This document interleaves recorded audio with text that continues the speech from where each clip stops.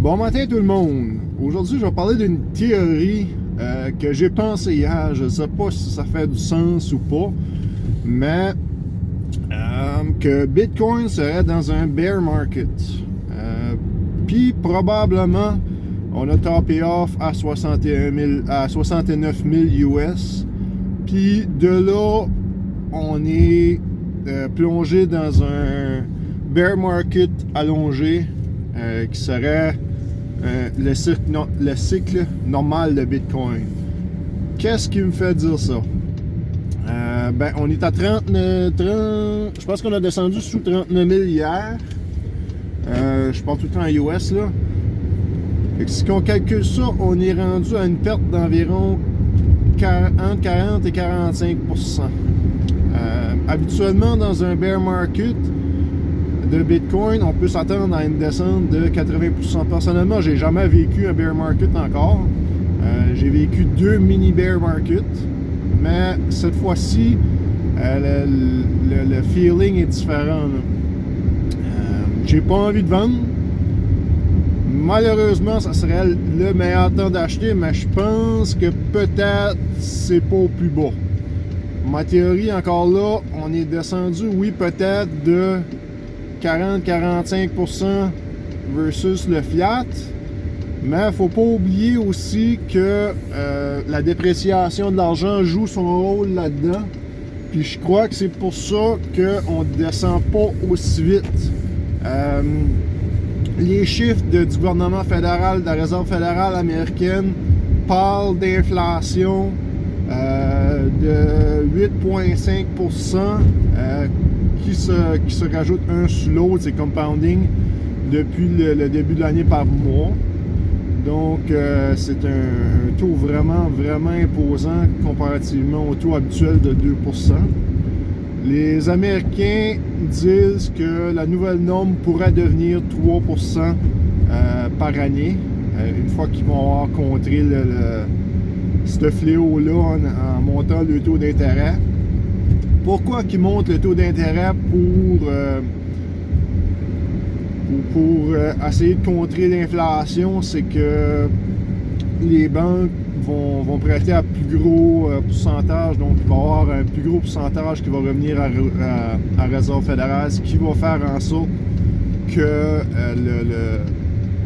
les dollars vont être plus rares, le monde va se laquer de dépenser pour des choses non essentielles un peu. Ça va ralentir l'économie. Qu'est-ce qui cause l'inflation? C'est l'économie qui augmente parce que la demande est là, donc la Réserve fédérale va imprimer plus de billets. C'est pas la faute des compagnies, c'est pas la faute des gens, c'est vraiment la faute du gouvernement. C'est le gouvernement qui nous a posté dans cette situation-là. Un peu inconsciemment, c'est ça qui arrive quand vous faites confiance à des gouvernements. Je suis pas complotiste ou rien, mais depuis que j'ai commencé à comprendre l'économie, les gouvernements ne sont pas notre ami. C'est pour ça que le monde se tourne vers le Bitcoin. Bitcoin, encore une fois, je me répète, il n'y en aura jamais plus que 21 millions. Il s'en imprime à chaque jour jusqu'à un top de 21 millions. Présentement, il y en a environ 19 millions en circulation. Je ne me retarderai pas plus que ça dans le tokenomics, là. Mais c'est juste pour dire que ma théorie, si on a descendu de 40-45% dans Bitcoin, puis que l'inflation a monté, c'est comme si on aurait descendu peut-être de 50-55%. Donc on aurait peut-être passé le milieu du bear market, mais on a encore peut-être un 25-30% de drop possible encore. Encore là, c'est tout intensifiant à l'historique. On a ce qui se passe en Ukraine qui peut affecter ça si que les autres pays se joignent à l'Ukraine. On a le taux d'intérêt qui va affecter aussi. Il y a plein de facteurs qui peuvent entrer en ligne de compte.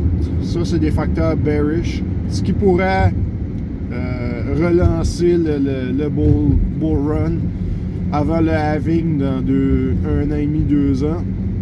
Ce serait ETH 2.0. Mais ça encore, ça a été repoussé. On a la poursuite judiciaire du SEC aux États-Unis avec Ripple Lab, XRP. Ça aussi, on pensait avoir un settlement en début 2022. Ça a été repoussé en début 2023 parce que les dates que le juge Torres a données à Ripple et au SEC pour produire des documents et des déclarations, c'est en décembre 2022. Donc, à moins de settlement, d'une entente entre les deux parties, XRP ne sera pas réglé cette année.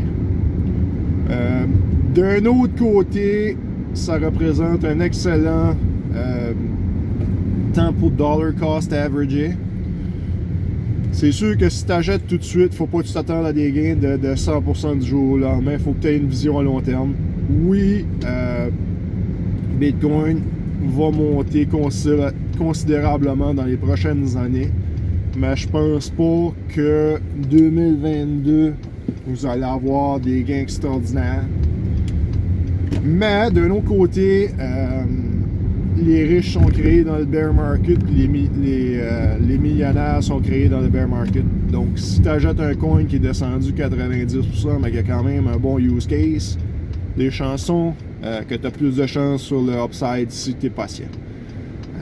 Warren Buffett a déjà dit les riches se font dans le stock market avec l'argent des impatients. C'est un peu ça que c'est le crypto, puis même dans la vie de tous les jours. Si tu es impatient, les chances sont que tu survivras pas un bear market. Donc c'était ça mon vidéo pour ce matin.